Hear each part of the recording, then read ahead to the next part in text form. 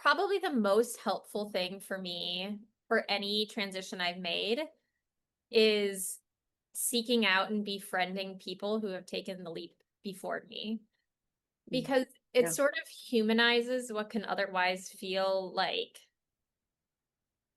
too wild a leap. So, for example, I mentioned we did a digital nomad thing during the pandemic for a while, Mm.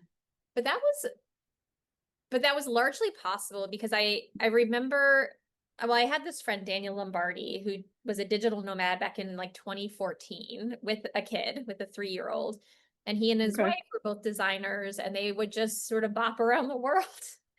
And